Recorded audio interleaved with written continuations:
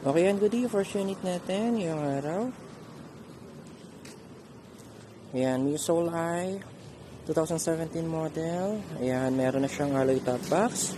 Mini driving light. Ang center stand niya is stainless at saka side stand po. Ang upuan, naka-flat seat na po.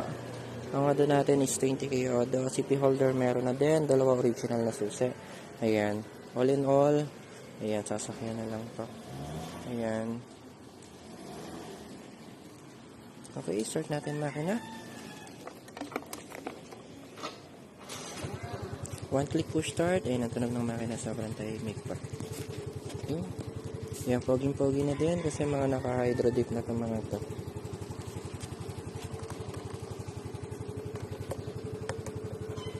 Ayan, sa mga interesado dito, ayan, pwede na tayo mag-PM. Ayan, then abangan nyo, meron pa tayong mga Musol ay na ilalatag. Tatlo ito.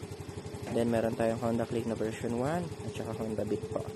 Okay, abangan nyo. Ayan, sana wag magtuloy-tuloy itong ulan para makapaglatag tayo ng maraming unit. Okay? Ayan, maraming salamat. PM lang kung interesado ko sa unit to. Bye-bye!